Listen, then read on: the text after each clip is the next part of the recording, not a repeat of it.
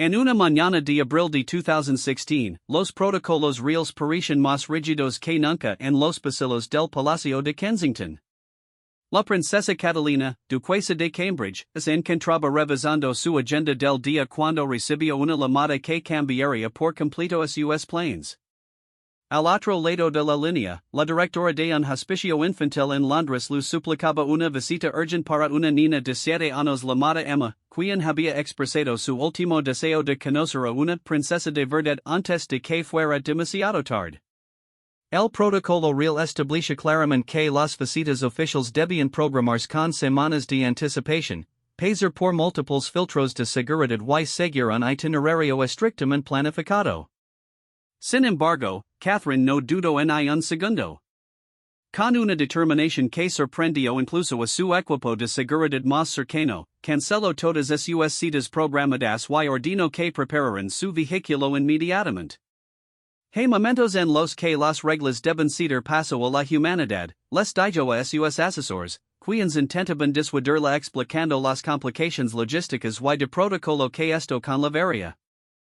Su secretario privado, visiblemente nervioso, le recordó que la reina Isabel II había sido muy específica sobre la importancia de mantener los procedimientos establecidos, especialmente después de algunos incidentes mediáticos recientes que habían puesto en entredicho la imagen de la familia real. Pero Catherine ya había tomado su decisión. Se dirigió a su armario y, en lugar de elegir uno de los conjuntos formales que habitualmente usaba para eventos oficiales, seleccionó un vestido azul claro, sencillo pero elegante, que había comprado en una tienda como años atrás. Era el tipo de atuendo que una madre cualquiera usaría para visitar a sus hijos en el hospital, y esa era precisamente la imagen que quería proyectar. El trayecto al hospicio se realizó con una escolta mínima, algo que también rompía con el protocolo habitual. Catherine había insistido en que no quería que su llegada fuera un espectáculo que pudiera alterar la tranquilidad del lugar. Durante el viaje, su mente no podía dejar de pensar en Emma y en los desafíos que enfrentaban los niños en situaciones tan difíciles. Al llegar al hospicio, Catherine fue recibida por la directora, una mujer mayor de ojos cansados pero llenos de gratitud. Su Alteza Real, no puedo expresar lo que esto significa para Emma y para todos nosotros, lo dijo mientras la guiaba por los pasillos decorados con dibujos infantiles y flores de papel. Catherine sonrió calurosamente y respondió, por favor, solo la main Catherine. Hoy no estoy aquí como duquesa, sino como una persona que quiere conocer a Emma. La habitación de Emma estaba llena de luz natural que entraba por grandes ventanas. La niña, pequeña y frágil, pero con ojos brillantes llenos de vida, se encontraba sentada en su cama rodeada de muñecas y libros de cuentos. Cuando vio entrar a Catherine, su rostro se iluminó con una sonrisa que podría haber derretido el corazón más frío. ¿Eres una princesa de verdad?, preguntó Emma con la inocencia característica de su edad. Catherine se acercó lentamente y se sentó en el borde de la cama, algo que ningún miembro de la familia real había hecho jamás durante una visita oficial. Soy Catherine, y tú eres la persona más importante que he conocido en mucho tiempo, respondió, tomando suavemente la pequeña mano de Emma entre las suyas. Lo que siguió fue una conversación que duraría casi 3 horas, mucho más de lo que cualquier protocolo habría permitido. Catherine escuchó pacientemente mientras Emma le contaba sobre sus sueños de ser bailarina, sobre sus padres que venían a visitarla todos los días, y sobre cómo había estado coleccionando recortes de periódicos de la familia real desde que supo de su enfermedad. En un momento particularmente emotivo, Emma le confesó a Catherine que había estado preocupada porque no sabía si las princesas reales eran amables como las de los cuentos de hadas.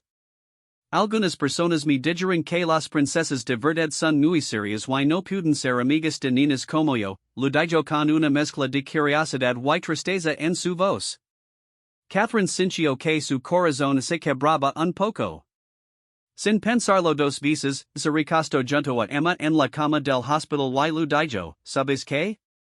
Las mejores princesas son las que saben que lo más importante no son las coronas o los castillos, sino las personas especiales como tú. Luego, para sorpresa de todos los presentes, comenzó a contar Emma historias sobre su propia infancia, sobre cómo a veces se sentía nerviosa en los eventos importantes, y sobre cómo había aprendido que ser valiente no significaba no tener miedo, sino hacer lo correcto a pesar del miedo. Emma, fascinada por estas revelations, le pidió a Catherine que lo enseñara a comportarse como una princesa. Catherine Rio y le dijo que el secreto más importante era ser amable con todos, especialmente con aquellos que más lo necesitaban. Las verdaderas princesas, lo explicó mientras acomodaba el cabello de Emma, son las que usan su posición para ayudar a otros, no para sentirse superiores. Durante su visita, Catherine notó que Emma había estado dibujando.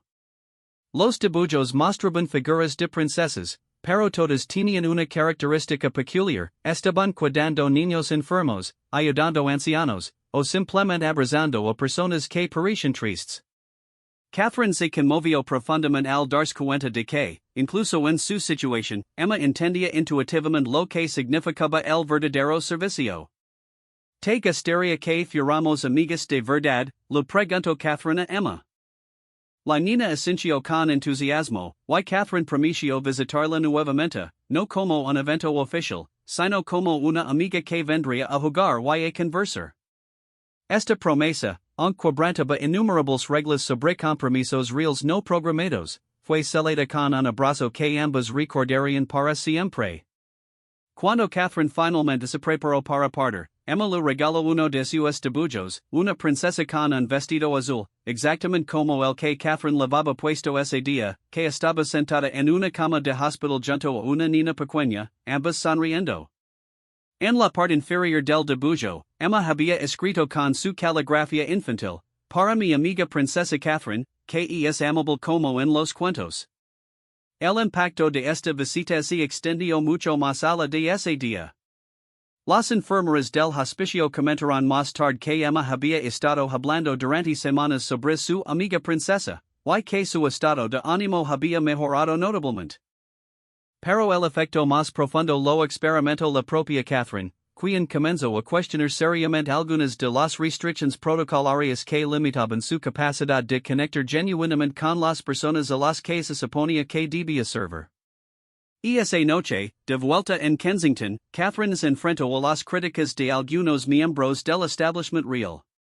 Un asesor particularmente tradicional expresó su preocupación por el precedente peligroso que había establecido al realizar una visita no planificada y al comportarse de manera tan informal. Su Alteza Real, lo dijo con tono severo, la dignidad de la corona depende de mantener cierta distancia y formalidad. No podemos permitir que cada situación emotiva dicte nuestras acciones. Catherine escuchó patientemente, pero su respuesta fue firme y reflexiva. Entiendo la importancia del protocolo, pero también entiendo que nuestro papel principal es servir al pueblo. ¿Cómo podemos servir efectivamente si nos mantenemos tan distantes que no podemos tocar las vidas de quienes más lo necesitan? Sus palabras resonaron en la habitación. Y aunque no todos estuvieron de acuerdo, nadie pudo negar la sinceridad y la pasión con la que las expresó. Esa experiencia marcó el comienzo de lo que muchos observadores reales comenzarían a llamar el enfoque Catherine, una forma más humana y accesible de cumplir con los deberes reales sin sacrificar la dignidad o el respeto por la institución. Era un equilibrio delicado, pero Catherine estaba decidida a encontrar la manera de mantenerlo. 2 semanas después de aquella primera visita, Catherine cumplió su promesa. Regresó al hospicio, esta vez sin previo aviso oficial y con un regalo especial, un álbum de fotos familiares que mostraba momentos casuales de la vida real, desde William jugando fútbol con George hasta ella misma cocinando en la cocina de Kensington. Quería que vieras que las familias reales también son familias normales, lo explicó a Emma mientras jugaban el álbum juntas. Emma estaba extasiada, pero lo que más la emocionó fue cuando Catherine le pidió que lo enseñara a dibujar princesas de la manera correcta, refiriéndose al estilo único que Emma había desarrollado en sus ilustraciones. Durante más de una hora, ambas estuvieron sentadas en el suelo de la habitación, dibujando y riendo, completamente llenas al revelar que su segunda visita no programada estaba causando en los círculos oficiales. El personal del hospicio quedo impresionado no solo por el gesto en sí, sino por la naturalidad con la que Catherine interactuaba con Emma y con otros niños que se habían acercado curiosos. No había rastro de la rigidez formal que habitualmente caracterizaba las visitas reales. En su lugar, había una calidez genuina que transformaba el ambiente de todo el lugar. Dr. Margaret Williams, la pediatra principal del hospicio, observó desde la puerta y más tarde comentaria, en 30 años de carrera médica, he visto muchas visitas de dignitarios y celebridades. Pero nunca había visto a alguien conectar tan auténticamente con nuestros pacientes. Catherine no estaba representando un papel, estaba siendo simplemente humana. La noticia de estas visitas no tardó en llegar a los medios, pero la reacción del público fue abrumadoramente positiva. Las redes sociales se llenaron de comentarios elogiosos sobre la princesa del pueblo, y muchas personas expresaron su admiración por su disposición a romper con las tradiciones cuando la humanidad lo requería. Sin embargo, no todos en el palacio comparten esta perspectiva. Durante una reunión familiar privada, algunos miembros más tradicionales de la realeza expresaron su preocupación por lo que percibían como un peligroso relajamiento de los estándares. La monarquía ha sobrevivido durante siglos precisamente porque hemos mantenido cierta dignidad y distancia, argumento uno de los duques más ancianos. Si comenzamos a hacer excepciones por cada caso y motivo, ¿dónde terminaremos? Catherine había anticipado estas críticas y había preparado cuidadosamente su respuesta. Con la diplomacia que había aprendido a dominar durante esos años como miembro de la familia real, pero con una convicción que era completamente suya, explicó, respeto profundamente las tradiciones que han sostenido en nuestra institución. Pero también creo que esas tradiciones deben evolucionar para seguir siendo relevantes. La verdadera dignidad de la corona no reside en mantener distancia, sino en usar nuestra posición para tocar vidas de manera significativa. Sus palabras generaron un debate que se extendería durante meses en los círculos reales, pero también establecieron a Catherine como una voz progresista pero respetuosa dentro de la familia. Era claro que no estaba interesada en destruir tradiciones por el simple hecho de rebelarse, sino en encontrar maneras de honrar el espíritu de esas tradiciones mientras las adaptaba a las necesidades del mundo moderno. El seguimiento de la historia de Emma reveló el impacto duradero de estas visitas. La niña, que había estado luchando con depresión además de su enfermedad física, mostró una mejora notable en su estado de ánimo y en su disposición para cooperar con los tratamientos.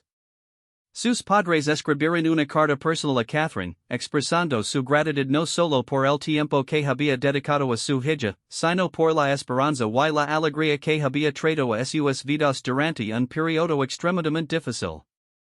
Su Alteza Real, escribieron, Emma habla de usted todos los días. Dice que tiene una amiga princesa que entiende lo que significa ser valiente cuando tienes miedo. Como padres, no podemos agradecer lo suficiente por darle a nuestra hija algo tan precioso, la sensación de ser especial y amada por alguien que ella admira tanto. Catherine leyó esta carta en la privacidad de sus aposentos, y las lágrimas que derramó fueron de gratitud y determinación renovada. Se dio cuenta de que había encontrado algo que le había estado faltando en su papel real, una conexión genuina con el propósito de su posición. No era suficiente parecer en eventos y estracarmanos, quería usar su influencia para crear momentos de verdadero impacto humano. Esta experiencia con Emma sería solo la primera de muchas ocasiones en las que Catherine elegiría la humanidad por encima del protocolo, estableciendo un nuevo estándar para lo que podría significar ser un miembro moderno de la familia real británica. Su disposición a romper reglas cuando la compasión lo requería no solo la convertiría en una figura querida por el público, sino que también inspiraría a toda una generación a reconsiderar lo que realmente significa servir a otros desde una posición de privilegio. La historia de Emma y Catherine se convertiría en un símbolo de cómo las instituciones más tradicionales pueden encontrar formas de mantener su dignidad mientras abrazan una humanidad más profunda. Era una lechen que resonaría mucho más allá de los muros del palacio, tocando corazones y cambiando perspectivas sobre lo que realmente hace que una persona sea verdaderamente real. La lluvia golpeaba intensamente las ventanas del palacio de Buckingham aquella tarde de octubre de 2017, cuando Catherine recibió una invitación que la pondría nuevamente en una posición de tener que elegir entre el protocolo y su corazón.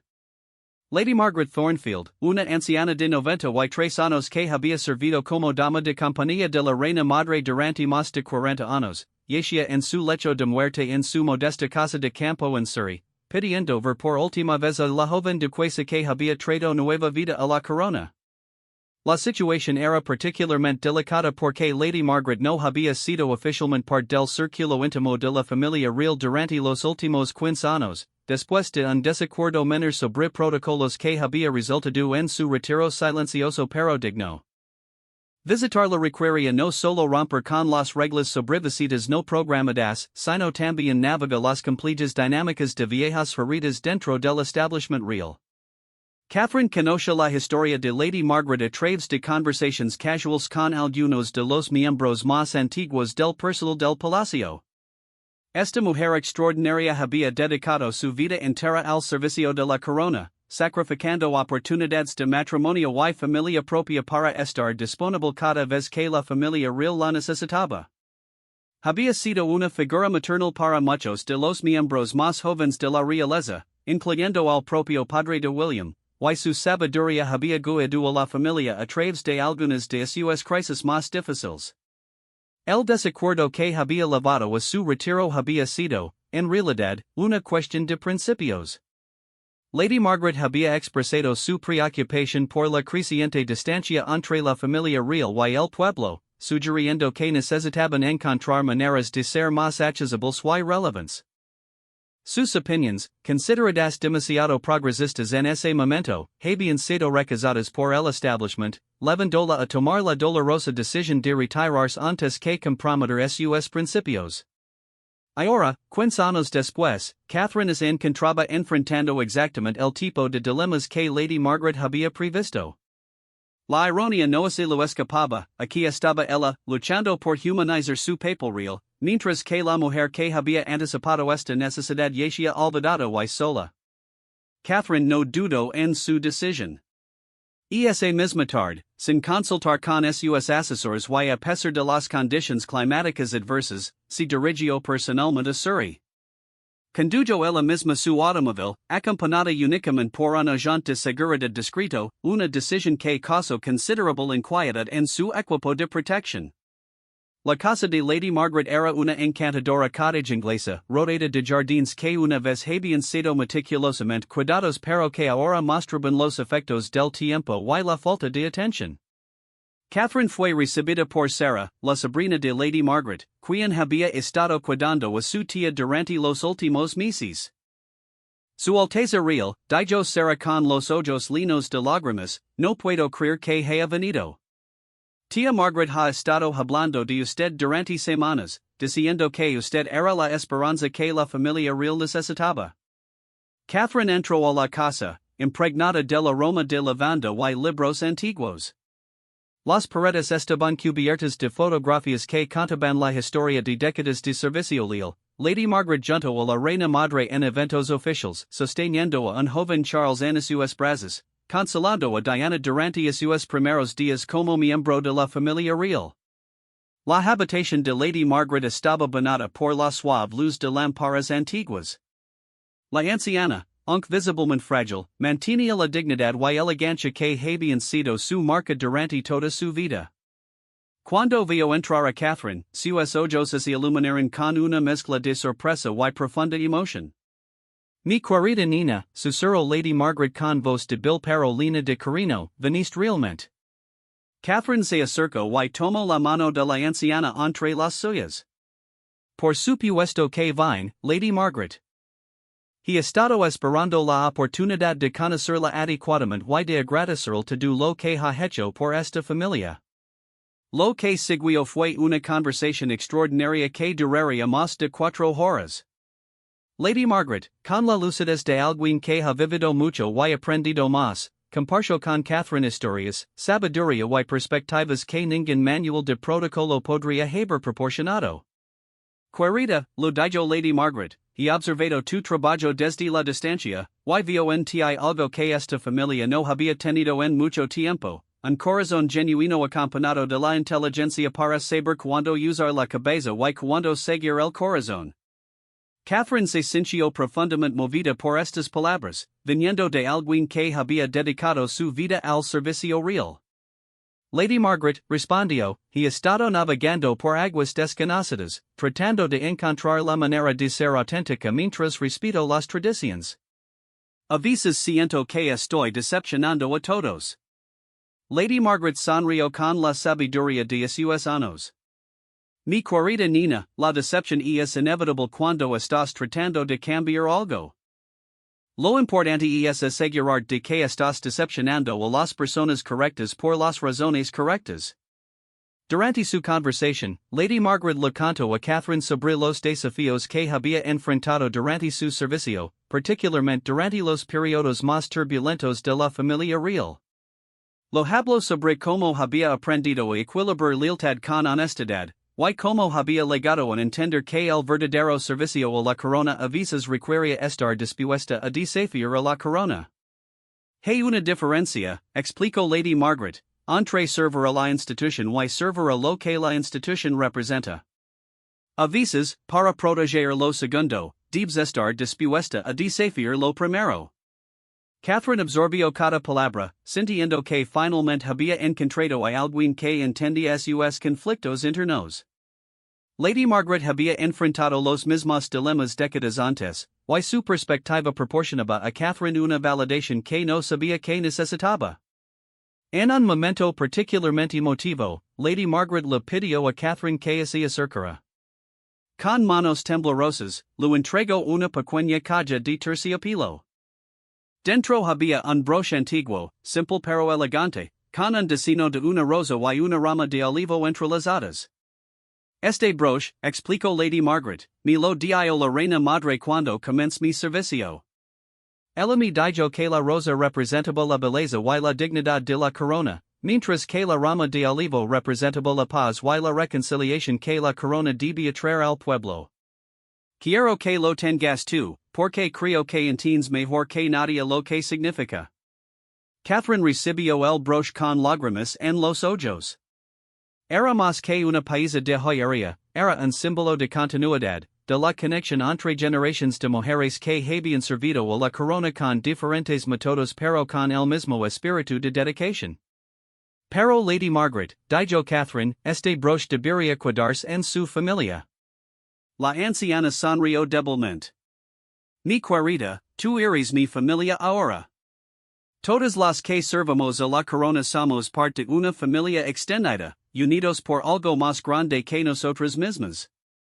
Este broche necesita estar con alguien que lo use, no en una caja guardado como un recuerdo. Mientras la tarde se convertía en noche, Lady Margaret comenzó a compartir historias más personales sobre los miembros de la familia real que Catherine conocía, pero desde perspectivas completamente nuevas. Lo habló sobre las inseguridades privadas de figuras públicamente confiadas, sobre los sacrificios personales que habían hecho por el bien del deber, y sobre los momentos de humanidad que raramente se veían públicamente. Tu suegra, Diana, dijo Lady Margaret con particular ternura, era muy parecida a ti.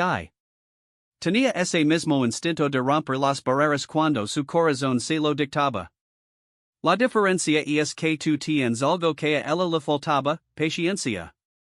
Diana quería cambiar todo inmediatamente, tú entiendes que el cambio verdadero toma tiempo. Catherine se sintió profundamente conmovida por esta comparación. Siempre había admirado a Diana y se había sentido intimidada por su legado. Escuchar que alguien que había conocido a Diana personalmente via similitudes, pero también reconoce las fortalezas únicas de Catherine, le proporciona una nueva perspectiva sobre su propio papel. Lady Margaret, preguntó Catherine, ¿cree que estoy haciendo lo correcto al desafiar algunas de las tradiciones? La anciana la miró directamente a los ojos. Querida, las tradiciones que no pueden evolucionar están destinadas a morir. Tu trabajo no es destruir las tradiciones, sino ayudarlas a crecer. Cada vez que eliges la compasión sobre la convención, estás plantando semillas para el futuro de esta institución. Mientras la conversación continuaba, Catherine se dio cuenta de que Lady Margaret no solo lo estaba ofreciendo consejos, sino también una especie de absolución por las decisiones que había tomado y las que tendría que tomar en el futuro.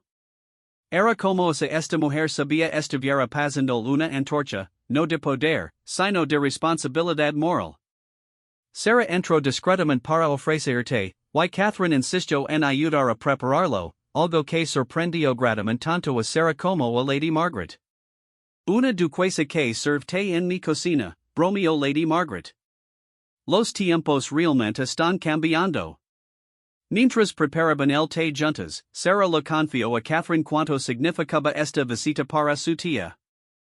Ha estado tan sola desde que se retiró, explicó Sarah.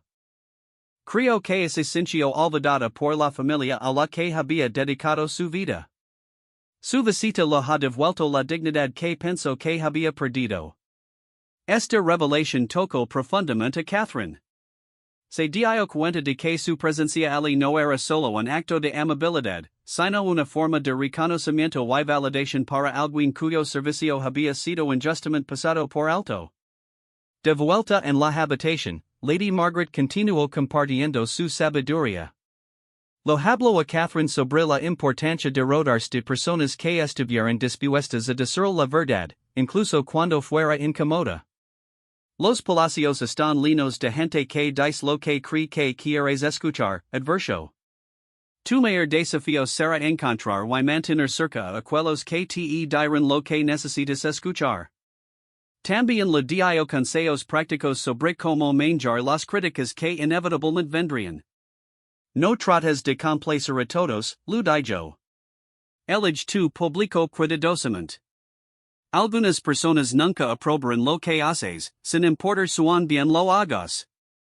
Tu trabajo es servir al pueblo, no complacer a los críticos.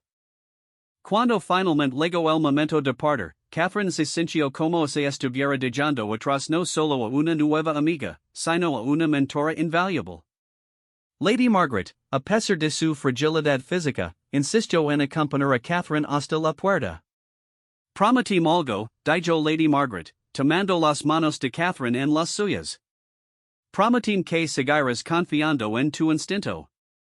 Los protocolos pueden guiarte, pero tu corazón debe liderar. Esa es la única manera de que esta institución permanezca relevante para las generaciones futuras. Catherine prometió, y ambas sabían que era una promesa que cambiaría el caso de su trabajo real. Se abrazaron durante un largo momento, un intercambio de generaciones donde la sabiduría pasaba de una mujer que había dedicado su vida al servicio silencioso a otra que estaba aprendiendo a servir públicamente con autenticidad. El viaje de regreso a Londres fue contemplativo. Catherine conducía en silencio, procesando todo lo que había escuchado y aprendido. Se sentía como si hubiera recibido una educación condensada en décadas de servicio real, pero más que eso, se sentía validada en su enfoque y fortalecida en su resolución de continuar siguiendo su corazón. Lady Margaret felició pacíficamente 3 días después de la visita de Catherine. Sus últimas palabras, según Sarah, fueron sobre lo honrada que se había sentido por la visita de la duquesa y lo esperanzada que estaba sobre el futuro de la monarquía. Catherine asistió al funeral privado de Lady Margaret, otra decisión que rompía con el protocolo usual pero que sentía profundamente correcta. Llevaba puesto el broche que Lady Margaret le había dado, y durante el servicio, sentía una conexión profunda no solo con la mujer que había perdido, sino con todas las generaciones de mujeres que habían servido a la corona con gracia, dignidad y, cuando era necesario, valencia para desafiar el status quo. Esa experiencia con Lady Margaret se convertiría en un punto de inflexión crucial en el desarrollo de Catherine como miembro de la familia real. Lo había proporcionado no solo validación para su enfoque, sino también un marco filosófico para entender su papel. Ya no se trataba simplemente de romper reglas por impulso emocional, se trataba de evolucionar conscientemente una institución centenaria para que siguiera siendo relevante y significativa. El legado de Lady Margaret Viveria a través de las decisiones de Catherine, y su influencia se sentiría en cada momento futuro cuando Catherine elegera la humanidad sobre la tradición ciega, sabiendo que tenía el apoyo espiritual de alguien que había recorrido ese camino antes que ella. El viento helado de febrero de 2019 atravesaba Londres con una intensidad que parecía reflejar la tensión política que dominaba el país. En medio del caos del Brexit y las divisiones sociales que parecen ensancharse cada día, Catherine recibió una llamada que la pondría una vez más en la posición de tener que elegir entre seguir el protocolo establecido o seguir los dictados de su conciencia. Marcus Thompson, un veterano de guerra de 35 años que había perdido ambas piernas en una explosión en Afganistán, se encontraba en una situación desesperante. Después de años luchando con el trastorno de estrés postraumático y la adaptación a su nueva realidad física, había perdido su trabajo, su apartamento, y estaba viviendo en las calles de Londres. Su hermana menor, Jennifer, había agotado todos los canales oficiales tratando de obtener ayuda para Marcus, y en un acto de desesperación, había enviado una carta directamente a Catherine suplicando que interviniera. La carta llegó un martes por la mañana, mezclada entre cientos de correspondencias oficiales. Jennifer había escrito con una honestidad desgarradora sobre la situación de su hermano, Su Alteza Real. Mi hermano sirvió a su país con honor y regreso destrozado. El sistema que debería cuidar de él lo ha abandonado. No tengo a nadie más a quien recurrir. He leído sobre sus visitas a hospitales y hospicios, sobre cómo usted realmente se preocupa por las personas. Por favor, hay alguna manera de que pueda ayudar a Marcus, o al menos hacerle saber que alguien se preocupa por él, así lo ruego. Catherine leyó la carta 3 veces, sintiendo que cada palabra se grababa en su corazón. La situación la conmovió profundamente, pero también la puso en una posición extremadamente delicada. Involucrarse en casos individuales de veteranos sin hogar no era parte de sus deberes oficiales, y hacerlo podría interpretarse como una crítica implícita al gobierno y a sus políticas sobre veteranos. Los asesores reales habían sido muy claros sobre la necesidad de mantenerse alejados de temas políticamente sensibles, especialmente durante un periodo tan volátil en la política británica. Sin embargo, Catherine no podía quitarse de la cabeza la imagen de Marcus viviendo en las calles después de haber sacrificado tanto por su país. Esa tarde, tomó una decisión que sorprendería incluso a su círculo más cercano, se vestiría con ropa casual, saldría sin escolta oficial, y buscaría personalmente a Marcus en las calles de Londres. La búsqueda no fue fácil. Catherine pasó horas caminando por zonas de Londres que raramente visitaba, preguntando discretamente a trabajadores sociales y organizaciones benéficas sobre Marcus. Finalmente, un trabajador de una sopa popular le dijo que quería conocer al hombre que describía y que solía verlo cerca de una estación de metro abandonada en el este de Londres. Cuando Catherine finalmente encontró a Marcus, la escena fue más desgarradora de lo que había imaginado. El hombre que una vez había sido un soldado orgulloso y fuerte ahora se encontraba en una silla de ruedas improvisada, envuelto en mantas rayadas, con una mirada que hablaba de demasiadas noches frías y demasiados días sin esperanza. Catherine se acercó lentamente, consciente de que su presencia podría resultar perturbadora para alguien en la situación de Marcus. Marcus Thompson, preguntó suavemente. Él levantó la mirada, confundido y claramente sin reconocerla. Sí, ese soy yo.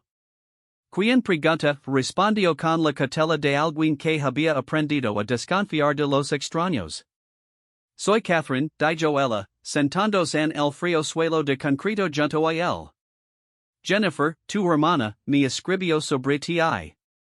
Quería conocerte y ver si había alguna manera en que pudiera ayudarte. Marcus la miró con incredulidad creciente. Durante varios minutos, parecía estar procesando no solo quién era ella, sino el hecho de que estuviera allí, sentada en el suelo junto a él, como si fuera la cosa más natural del mundo. No puede ser real, murmuró Marcus, frotándose los ojos como si pudiera estar alucinando. Catherine, como la duquesa Catherine?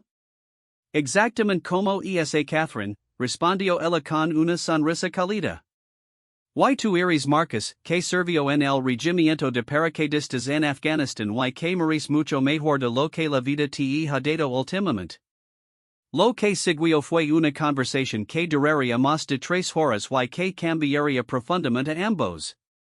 Marcus, inicialmente reticent y claramente abrumado por la surrealidad de la situación, comenzó gradualmente a hablar sobre su experiencia como veterano, sobre las dificultades de adaptarse a la vida civil con discapacidades, y sobre la terrible soledad de sentirse olvidado por el país al que había servido. Catherine escuchó sin interrumpir, sin ofrecer soluciones fáciles o palabras vacíos de consuelo. Su presencia allí, su voluntad de sentarse en el frío suelo y simplemente estar con él, comunicaba más que cualquier discurso podría haber hecho. ¿Por qué está aquí realmente? Preguntó Marcus eventualmente. La gente como usted no viene a lugares como este sin una razón muy buena. Catherine consideró su respuesta cuidadosamente. Estoy aquí porque creo que cada persona que ha servido a este país merece saber que su servicio importa, que su bienestar importa, y que no está olvidado. Estoy aquí porque cuando leí la carta de Jennifer, no pude quedarme sentada en mi palacio sabiendo que estabas aquí afuera solo. Marcus se quedó en silencio durante un largo momento, y Catherine pudo ver lágrimas formándose en sus ojos.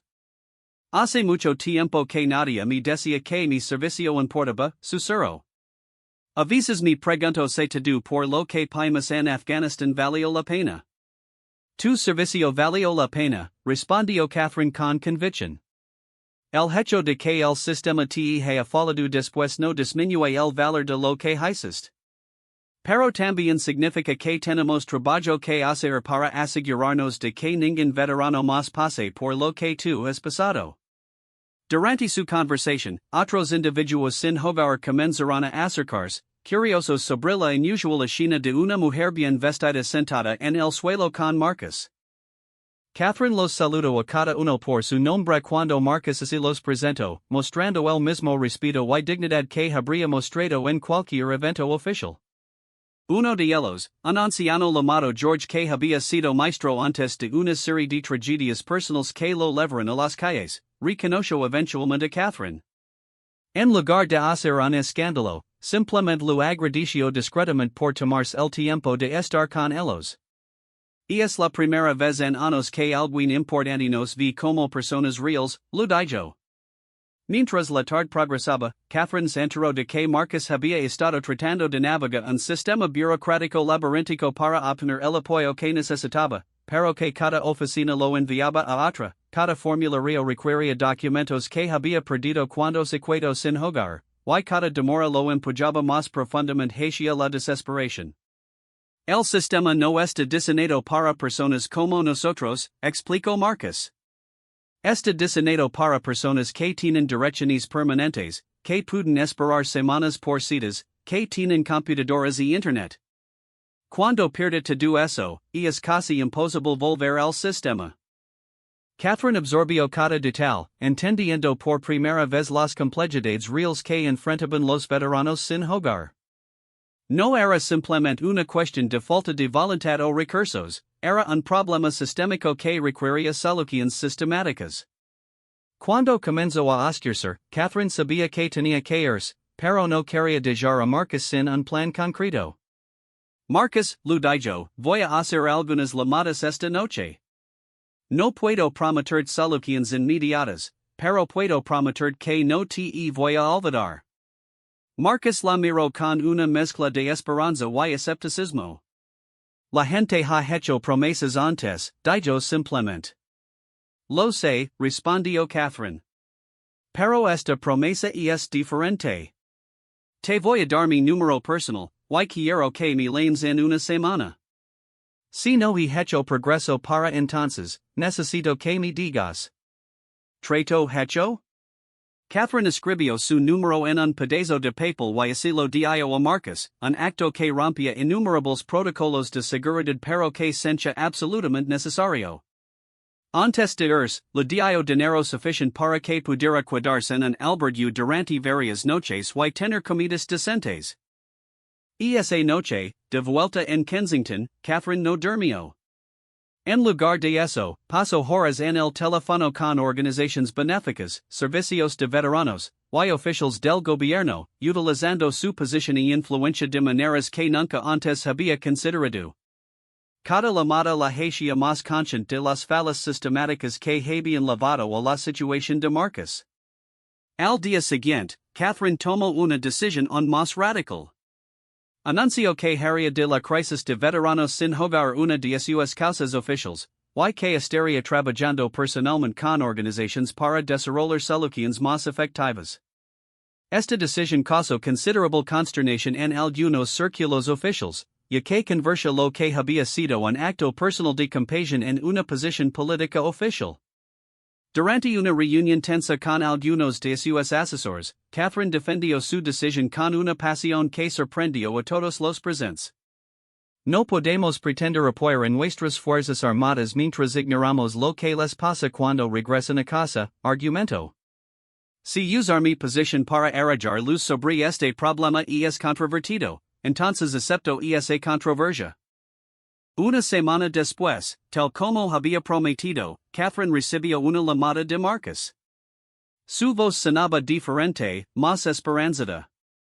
Le contó que había sido contactado por 3 organizaciones diferentes que querían ayudarlo, que había conseguido una cita con un especialista en TPT para la semana siguiente, y que había una posibilidad real de conseguir vivienda permanente dentro del mes. ¿Cómo hizo todo esto tan rápido?, preguntó Marcus. A veces, respondió Catherine, la única diferencia entre una promesa vacía y un cambio real es la voluntad de hacer llamadas incómodas y hacer preguntas difíciles. Tu situación no era única, Marcus, lo único era que alguien con acceso a recursos decidió tomarla en serios. Pero Catherine no se detuvo allí. Durante los meses siguientes, continuó visitando regularmente a Marcus y a otros veteranos sin hogar, no como eventos mediáticos, sino como seguimientos genuinos a su compromiso. Estas visitas la llevaron a desarrollar un entendimiento profundo de los problemas sistemáticos que enfrentaban los veteranos, y eventualmente la llevaron a proponer reformas específicas en las políticas gubernamentales. Su trabajo en este tema también la puso en contacto con Jennifer, la hermana de Marcus, quien se convirtió en una colaboradora clave en los esfuerzos de Catherine. Jennifer había estado trabajando coladamente durante años para ayudar a otros veteranos que enfrentaban problemas similares, pero había carecido de la plataforma y los recursos para hacer un impacto significativo. Su Alteza Real, lo dijo Jennifer durante una de sus reuniones, lo que usted hizo por Marcus fue increíble, pero lo que ha hecho desde entonces, convertir su situación en una causa más amplia, eso va a ayudar a miles de veteranos que ni siquiera saben que existen. La transformación de Marcus también fue notable. Con el apoyo adecuado, no solo logró conseguir vivienda permanente y tratamiento para su TPT, sino que también se convirtió en un defensor de otros veteranos. Su experiencia personal combinada con la plataforma que Catherine lo ayudó a desarrollar lo convirtieron en una voz poderosa para el cambio. 6 meses después de su primer encuentro, Marcus y Catherine aparecieron juntos en un evento oficial para lanzar una nueva iniciativa de vivienda para veteranos. Ver a Marcus en el escenario, articulado y dignificado, hablando sobre su experiencia con honestidad pero sin amargura, fue uno de los momentos más orgullosos de Catherine en su carrera real. Hace un año, dijo Marcus durante su discurso, estaba viviendo en las calles, sintiéndome como si mi país me hubiera olvidado. Hoy estoy aquí no porque alguien me rescató, sino porque alguien se tomó el tiempo de verme como una persona que valía la pena rescatar. Esa es la diferencia entre caridad y dignidad. Las palabras de Marcus resonaron profundamente con Catherine. Se dio cuenta de que lo que había comenzado como un acto impulsivo de compasión se había convertido en algo mucho más grande, un modelo para cómo las instituciones podían usar su poder no solo para ayudar individuos, sino para cambiar sistemas enteros. La experiencia con Marcus también cambió fundamentalmente la relación de Catherine con su papel real. Y no vaya suposición simplemente como una serie de obligaciones ceremoniales intercaladas con obras benéficas ocasionales. En lugar de eso, comenzó a entender su papel como una plataforma única para identificar problemas sistemáticos y movilizar recursos para abordarlos. Esta evolución en su enfoque no pasó desapercibida. Los medios comenzaron a notar que las causas de Catherine no eran selecciones aleatorias de caridad, sino esfuerzos cuidadosamente considerados para abordar problemas reales con soluciones concretas. Su trabajo con veteranos sin hogar se convirtió en un modelo que otras organizaciones benéficas comenzaron a emular. Más importante aún, la experiencia lo enseñó a Catherine que romper el protocolo no tenía que ser un acto de rebelión, podía ser un acto de liderazgo.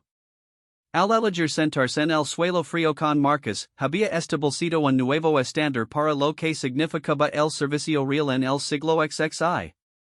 Un año después de conocer a Marcus, Catherine recibió una carta de Jennifer que la conmovió profundamente.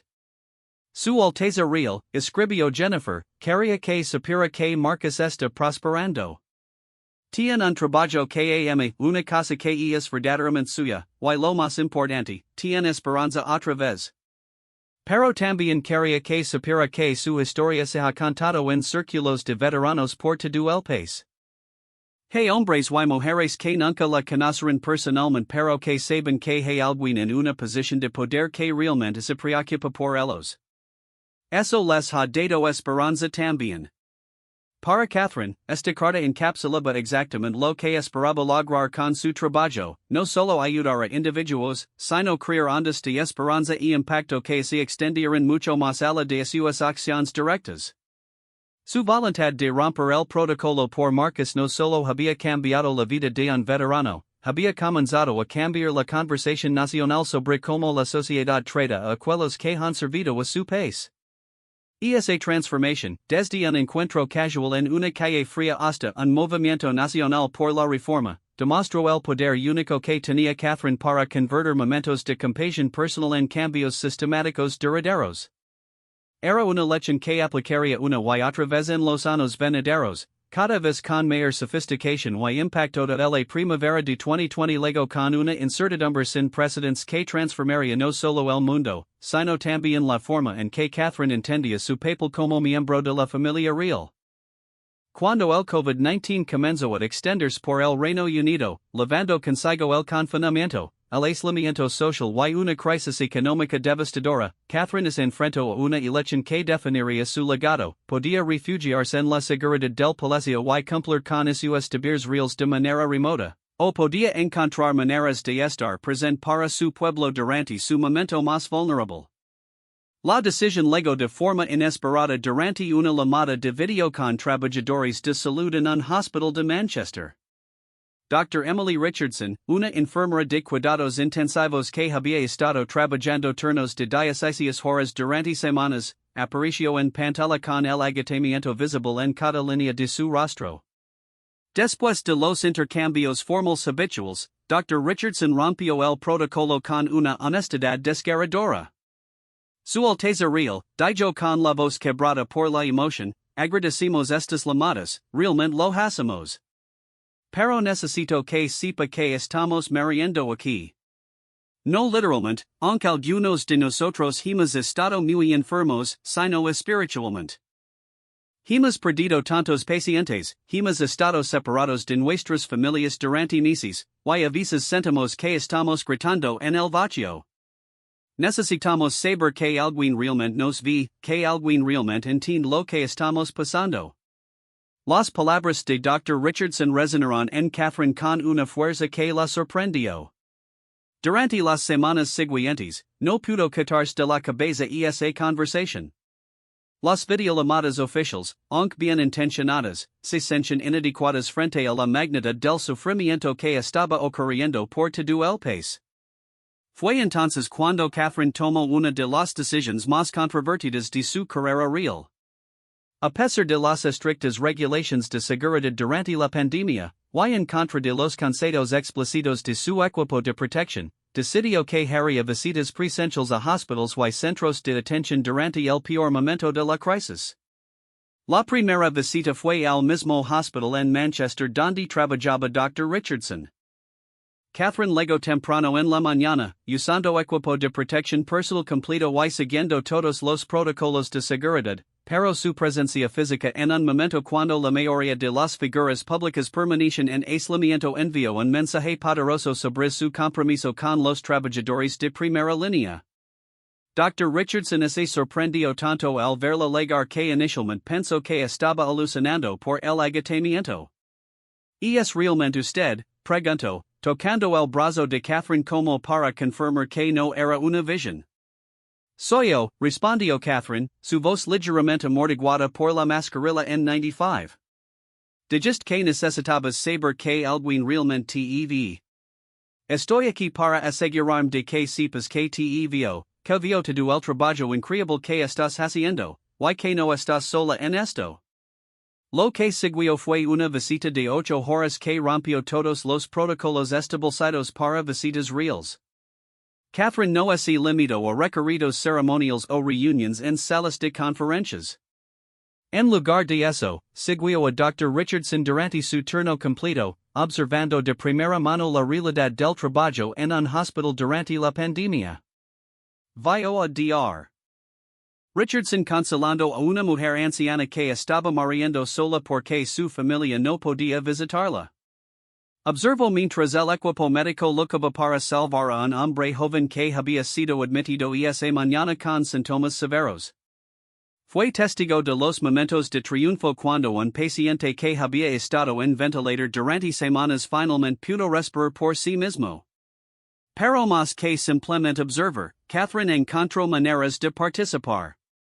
Cuando vio que las enfermeras estaban abrumadas con tareas administrativas además de su carga clínica, se ofreció como voluntaria para ayudar con tareas no médicas como organizar suministros y actualizar registros.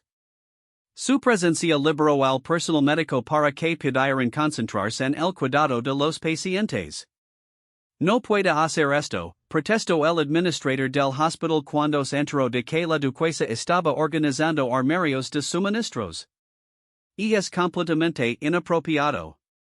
Catherine, con las manos llenas de mascarillas y guantes médicos, lo miró directamente.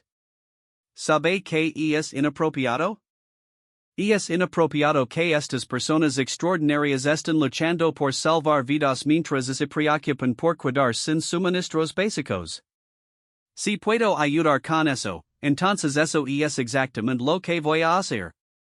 Su determinación era inquebrantable, y el administrador se retiró, murmurando sobre las complejidades del seguro y la responsabilidad.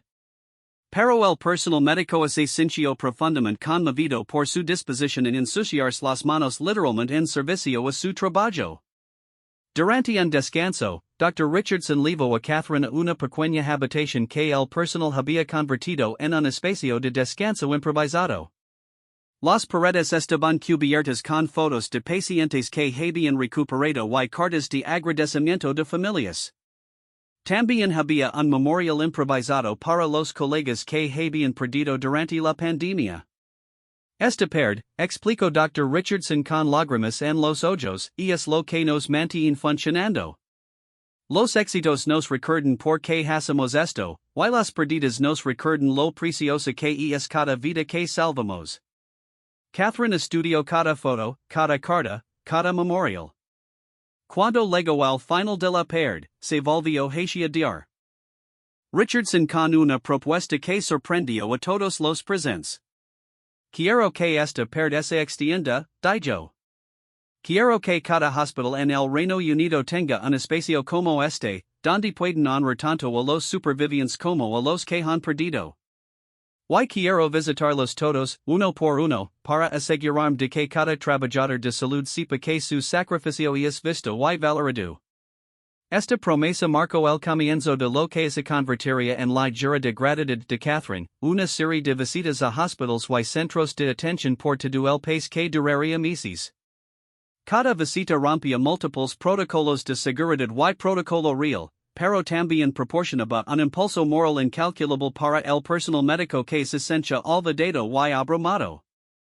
En Liverpool, Catherine pasó el día con paramédicos que habían estado respondiendo a llamadas de emergencia COVID durante meses. Se unió a ellos en una llamada, sentada en la parte trasera de la ambulancia mientras transportaban a un paciente al hospital. Su presencia como tanto al paciente como a los paramédicos, quienes más tarde dijeron que tener a la duquesa a su lado les había recordado la dignidad y importancia de su trabajo. En Birmingham, visitó una residencia de ancianos donde había ocurrido un brote devastador. En lugar de limitarse a reuniones con administrativos, Catherine pasó tiempo con los residentes supervivientes, muchos de los cuales habían estado aislados durante meses. Se sentó con una anciana de 90 años llamada Margaret, quien no había visto a su familia desde el comienzo del confinamiento. He estado tan sola, lo confió Margaret a Catherine. A veces me pregunto si alguien se acuerda de que existo. Catherine tomó la mano de Margaret entre las suyas. Margaret, usted existe, su vida importa, y su experiencia durante este tiempo será recordada como parte de la historia de cómo nuestro país enfrentó esta crisis. Usted es una sobreviviente, y eso la convierte en una heroína. Margaret comenzó a llorar, no de tristeza sino de alivio. No me había sentido como una heroína, admitió. Me había sentido como una carga. Nunca, respondió Catherine firmemente. Los héroes vienen en muchas formas. Los que salvan vidas son héroes, pero también lo son los que simplemente resisten, los que encuentran maneras de mantener la esperanza cuando todo parece perdido. Usted ha hecho eso, Margaret. Ha resistido, y eso es heroico. Estas interacciones, replicadas cientos de veces a lo largo de los meses, comenzaron a cambiar la narrativa nacional sobre la pandemia. En lugar de ser solo una crisis médica y económica, comenzó a ser vista también como un momento de revelación sobre el carácter y la resistencia del pueblo británico. Pero quizás el momento más conmovedor de la gira de Catherine ocurrió en un hospicio infantil en Escocia. Los niños habían estado completamente aislados de sus familias durante meses debido a su vulnerabilidad extrema al virus. Catherine legó para lo que se suponía que sería una visita de una hora, pero se quedó durante todo el día. Un niño de 8 años llamado James había estado preguntando obsesivamente sobre cuándo podría abrazar a su madre otra vez. Cuando conoció a Catherine, le preguntó directamente, ¿cuándo voy a terminar esto? ¿Cuándo podré abrazar a mi mamá? Catherine no tenía una respuesta fácil, pero tenía algo mejor. James, le dijo, no sé exactamente cuándo podrás abrazar a tu mamá otra vez, pero sé que ese día voy a llegar. Y hasta entonces, cada persona que te suelta aquí está lavando el amor de tu mamá en sus corazones y pasándotelo a ti a través de su cuidado. James consideró esto cuidadosamente. Entonces cuando las enfermeras me suedan, ¿es como si mi mamá me estuviera cuidando? Exactamente, respondió Catherine. Y ahora, cuando yo te hablo, estoy lavando el amor de tu mamá también. Todos estamos conectados por el amor, incluso cuando no podemos estar juntos físicamente. Esta conversación fue overheard por varios miembros del personal, quienes más tarde dijeron que les había proporcionado un nuevo marco para entender su trabajo durante la pandemia. No eran solo cuidadores sustitutos, eran conductores de amor entre familias separadas por circunstancias imposibles. La gira de Catherine también la llevó a comunidades que habían sido particularmente afectadas por la crisis económica que acompañó a la pandemia. En una visita a un banco de alimentos en Cardiff que había visto un aumento del 400% en la demanda, Catherine no se limitó a hacer donations o posar para fotos. En lugar de eso, se arremangó y pasó horas empacando cajas de comida y hablando con las familias que venían por ayuda. Una madre soltera llamada Sarah, quien había perdido su trabajo como camarera cuando los restaurantes cerraron, se encontró en la fila del banco de alimentos por primera vez en su vida. Cuando se dio cuenta de que la mujer que lo estaba entregando su caja de comida era la duquesa de Cambridge, se sintió abrumada por la vergüenza. No debería estar aquí, le susurró a Catherine. Nunca pense que sería el tipo de persona que necesitaría caridad. Catherine se detuvo completamente en lo que estaba haciendo y se concentró completamente en Sarah. Sarah, lu dijo, usted no es el tipo de persona que necesita caridad. Usted es una persona que trabaja duro, que cuida a su familia, y que se encontró en una situación extraordinaria que nadie podría haber previsto. Aceptaría cuando la necesita no la define, lo que la define es como continúa luchando por usted y por su familia. Esta interacción, como muchas otras durante la pandemia, fue fotografiada por un fotógrafo local.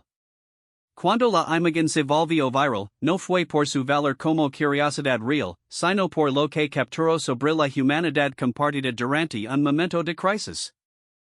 La foto mostraba a dos mujeres, una que había nacido en el privilegio y otra que había luchado por cada oportunidad, pero en ese momento, simplemente dos seres humanos conectando sobre la experiencia universal de querer cuidar a sus familias.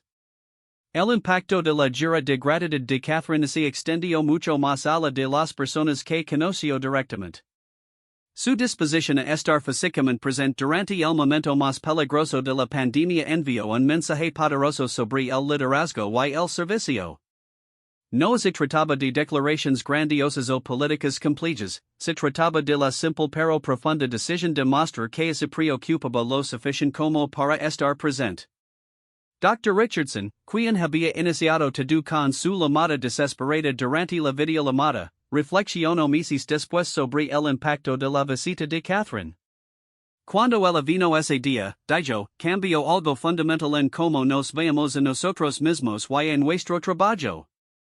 No se trataba de que una celebrity nos visitara, se trataba de que alguien en una posición de poder real tomara nuestras luchas lo suficientemente en serios como para arriesgar su propia seguridad para estar con nosotros.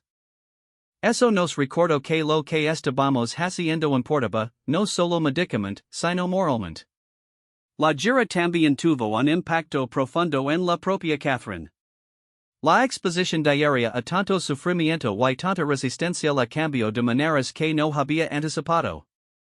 Se volvió más directa en su comunicación, más dispuesta a desafiar sistemas que no estaban funcionando, y más confiada en su propio juicio sobre cuando las reglas debían quebrantarse en servicio a principios más altos. En una reflexión privada registrada en su diario durante este periodo, Catherine escribió, he aprendido que hay una diferencia entre ser querida y ser respetada, y entre ser respetada y ser efectiva. Durante los primeros años de mi papel real, quería ser querida. Luego quis ser respetada. Ahora entiendo que lo más importante es ser efectiva, usar cualquier poder y influencia que tenga para hacer una diferencia real en vidas reales. Si eso a veces significa romper reglas o incomodar personas, entonces ese es el precio del verdadero servicio. Cuando las restricciones de la pandemia finalmente comenzaron a levantarse, Catherine había establecido un nuevo modelo para el compromiso real durante tiempos de crisis.